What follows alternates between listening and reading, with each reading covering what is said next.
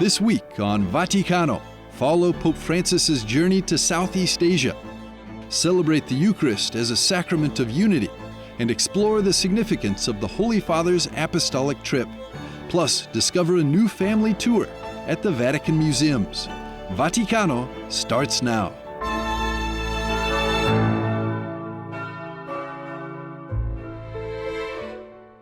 Pope Francis's visit to Southeast Asia is being seen as a massive undertaking, traveling to 4 countries over 12 days.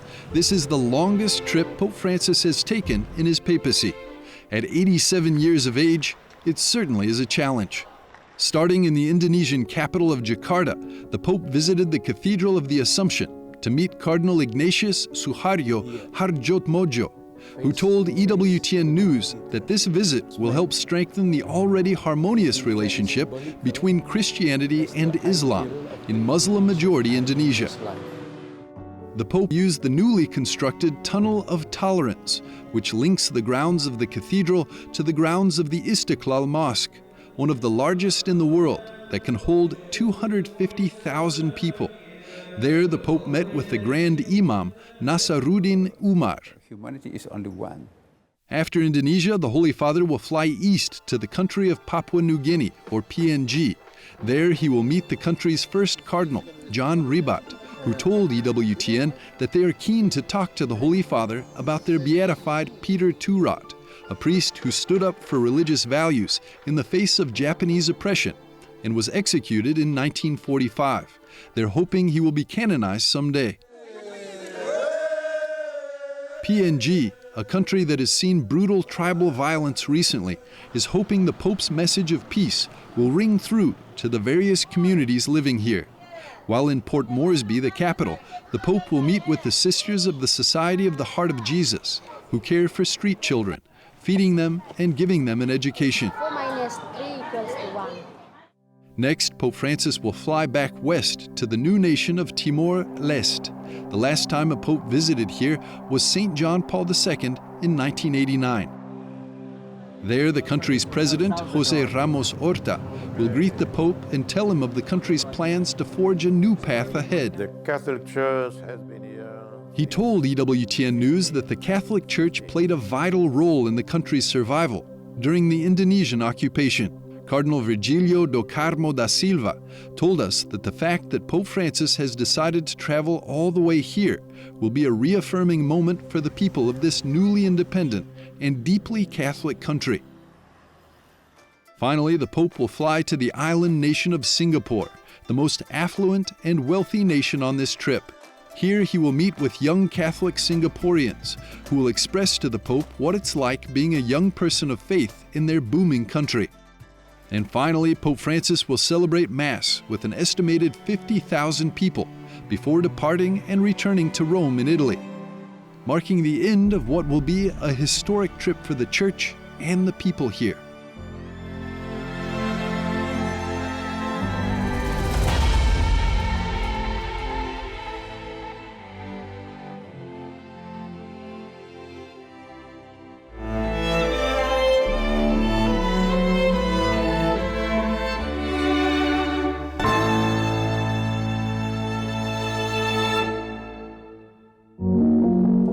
As the first light of dawn illuminated the Basilica of St. Francis in Assisi, the patron saint of animals and creation, the historic town began to stir.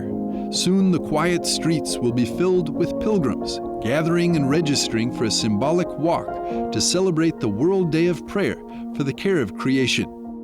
This journey was inspired by the Orthodox Church's invitation for all Christians to celebrate Creation Day on September the 1st, and further reinforced by Pope Francis's message for this year's celebration, titled Hope and Act with Creation. Christian hope is not a hope that merely waits for things to happen from afar. Christian hope sets our lives in motion. Mette in moto la nostra vita. Blessed by Bishop Domenico Sorrentino of Assisi, organized by the diocese, the Laudato Si movement, and other groups, the pilgrimage began at the Sanctuary of the Spoliation, where St. Francis famously stripped himself of all material possessions, marking the beginning of his life dedicated to simplicity and love for all creation. The route leads to Gubbio, a town renowned for its association with St. Francis's taming of a fierce wolf, a powerful symbol of reconciliation with nature.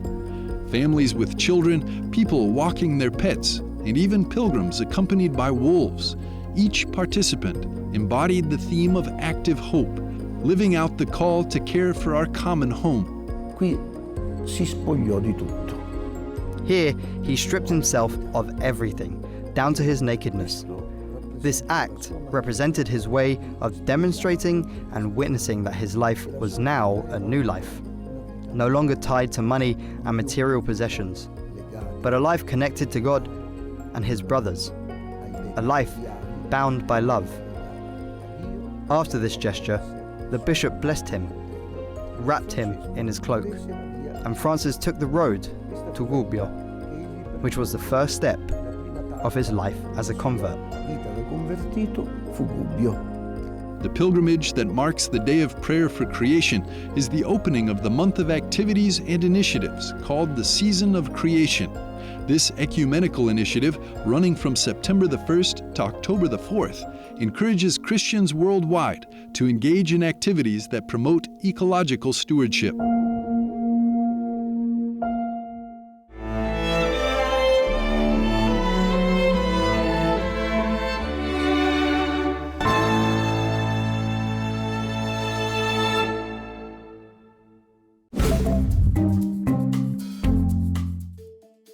Hello and welcome to this week's Vaticano Updates, the most important news from the Holy Father and the Vatican.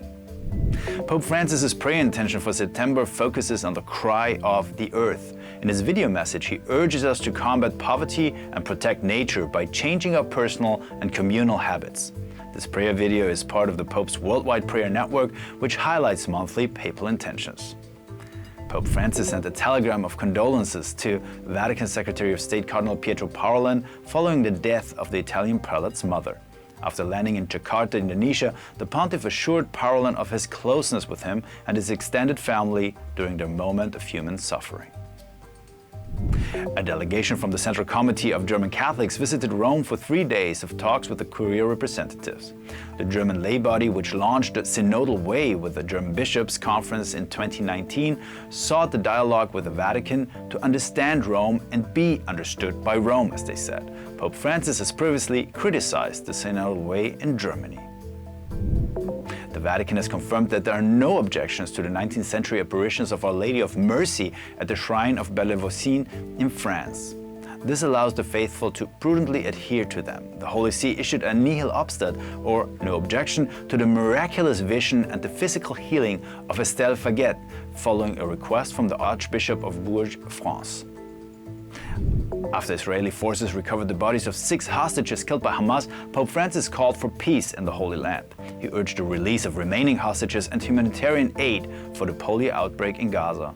The Pope voiced concern over the war between Israel and Hamas potentially spreading to other Palestinian cities and appealed for continued negotiations and for relief for Gaza, where diseases like polio are currently spreading. Thank you for watching this week's Vaticano Updates. Andreas Tonhauser for EWTN Vaticano.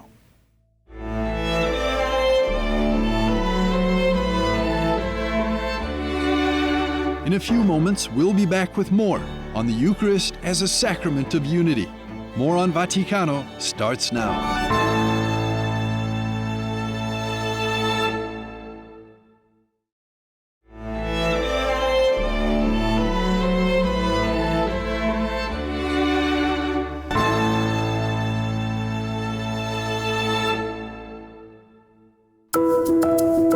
As the 53rd International Eucharistic Congress begins in Quito, Ecuador, under the theme Fraternity to Heal the World, EWTN's late foundress, Mother Angelica, invites us to reflect on the mystery of the Eucharist and how it's a sacrament of unity. Maybe you have a doubt on the Eucharist. Maybe someone has confused you about it. Whatever it is, that's what we're going to talk about tonight. The fact that the Son of God, Jesus Christ, invites us to eat His flesh and drink His blood has always disturbed people. Chapter 6 of the Gospel of John reports that many people turned away from Christ after Jesus described Himself as the bread of life. What if you were to see this? During her live show in 1994, Mother Angelica, the founder of the Catholic television network EWTN, described why many disciples took offense at Jesus' words. No way anybody could understand. But the ones who left knew exactly what He meant. They were to eat His flesh and drink His blood. They walked away. But Peter says, we know you are the Holy One. We believe. The Catholic Church's teaching of the Eucharist is rooted in the words of Jesus in the Bible, and this teaching has been consistently reinforced by the popes throughout the centuries. Pope Francis continues this tradition, offering clear and thoughtful reflections on the significance of the Eucharist. The heavenly bread, which comes from the Father, is the Son Himself made flesh for us. When I receive the Eucharist, which is the miracle of mercy, do I stand in awe before the body of the Lord, who died and rose again for us? The Eucharist is therefore not only important for the personal faith of every Christian, but also for the unity of the entire Church. Pope Benedict XVI emphasized this in 2011. Because there is one bread, we who are many are one body, for we all partake of the one bread. With the Eucharist, the Church is born. Pope Benedict also acknowledged that Jesus' revelation in the Eucharist is a challenge for his own Church. We too find it hard to accept that He bound Himself to the limitations of His Church and her ministers. We too do not want to accept that He is powerless in this world. We too find excuses when being His disciples starts becoming too costly, too dangerous. All of us need the conversion which enables us to accept Jesus in His reality as God and man. In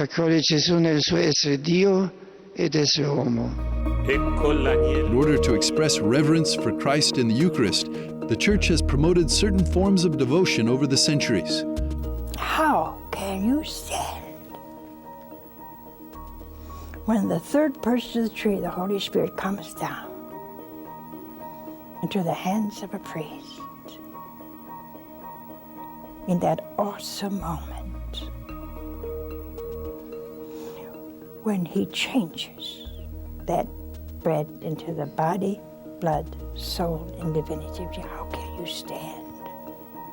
You know, somebody told me that they stood because if they went to see the President of the United States, they would stand.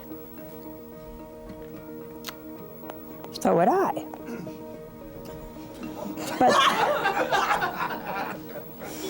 But the President of the United States, sweetheart, is not God. But in order for Jesus Christ to actually convert a person in the Eucharist, not only the external attitude is important, but also the internal one, as Pope Francis emphasizes. Let us receive it with gratitude, not in a passive, habitual way. We should not grow accustomed to the Eucharist and go to communion as a habit. No, it is Jesus, the living Jesus. But we must not become accustomed each time as if it were the first communion. As Christians around the globe turn their attention to the Eucharistic Congress in Quito, Ecuador, the event is set to deepen their understanding of the sacrament of the Eucharist, a mystery that remains central to the faith and unites the Church and makes it one body of Christ.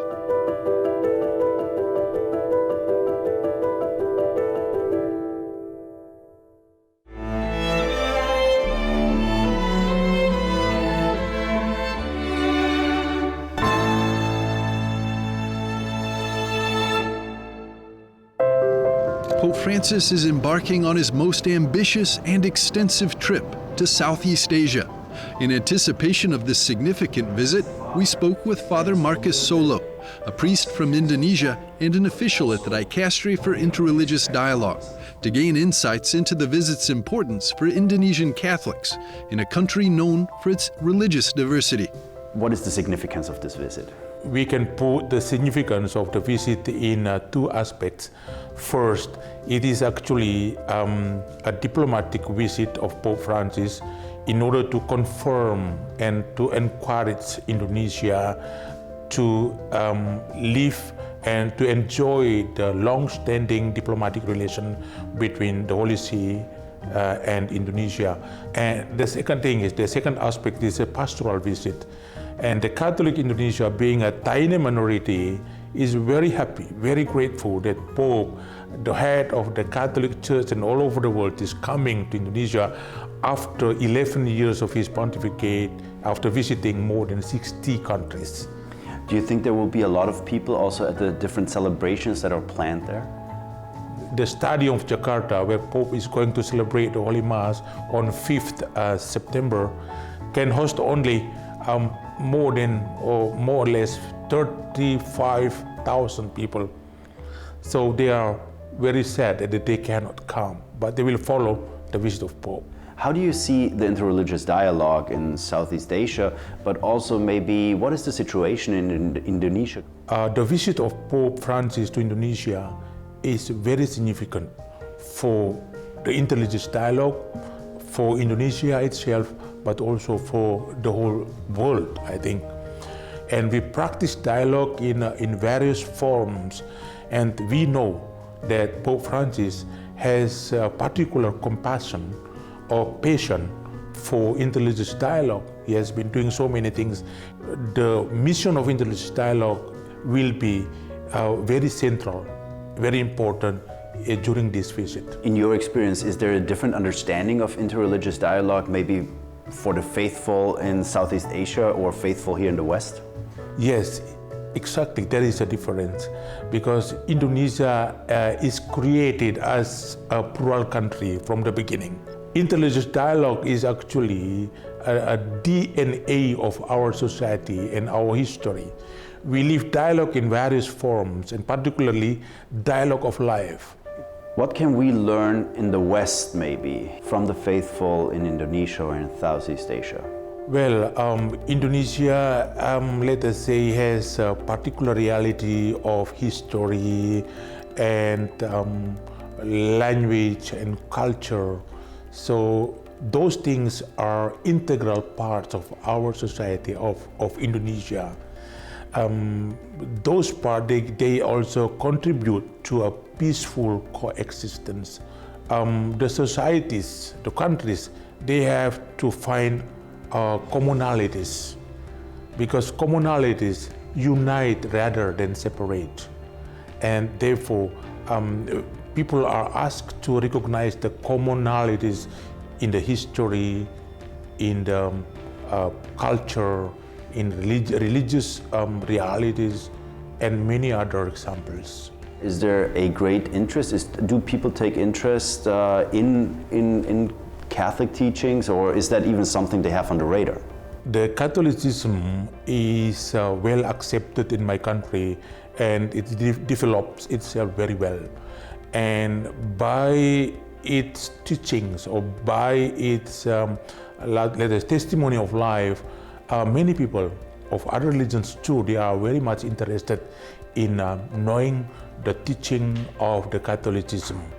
And the number of those who decide to become Catholics is growing from time to time. What are your hopes for the visit of Pope Francis? I do hope that the visit of Pope Francis to Indonesia will bring more change in the interreligious relations among people of other religions in Indonesia, but particularly between Christian, Catholics, and Muslims, because we know that the relations between Christians and Muslims is not always easy in our country.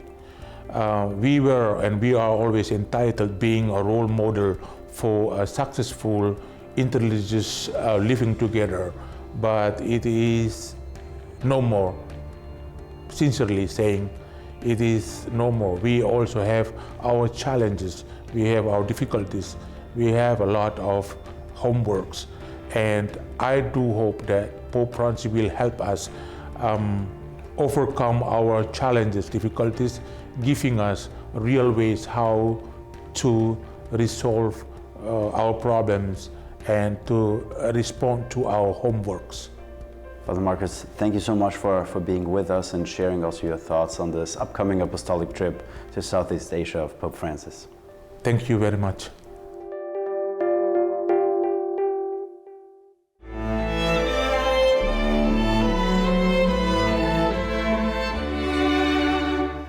We'll be back after a short break with more on Vaticano.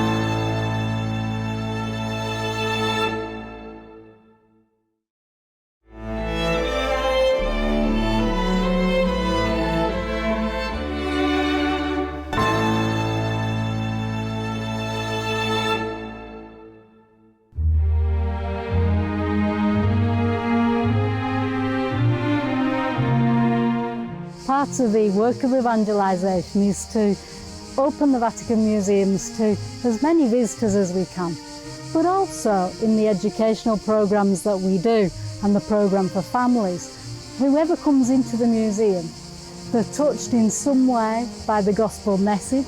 The Holy Fathers for centuries have created this wonderful collection, and it needs to be used in the service of the gospel and also of mankind. In line with this mission, the Vatican Museums have recently launched the Capture Nature Tour in the Vatican Gardens, offering a new family-friendly experience.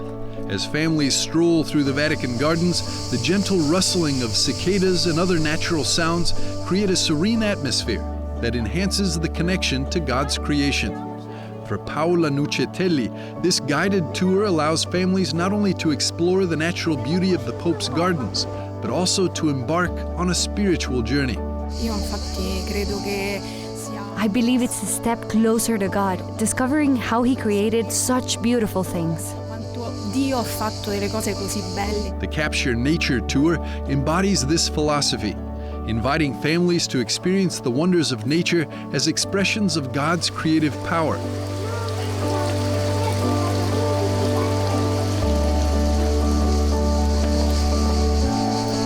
Inspired by Pope Francis's 2015 encyclical Laudato Si, the tour raises awareness about the importance of protecting creation.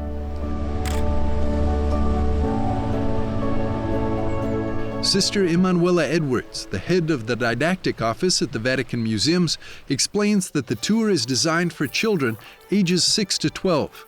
It encourages both kids and adults to deepen their connection with God's creation and to recognize the sacredness of creation. We wanted to, for the first time, dedicate an actual tour to families to give them activities to do. And then to that we joined the wonderful encyclical written by Pope Francis, Laudato Si. And so it seemed almost an invite that we come here into the garden to do some exciting activities for families, whilst also talking about things which the Holy Father touched upon in the encyclical letter. Every Saturday, families can embark on a 2-hour journey, led by expert educators through the Vatican's Green Lung.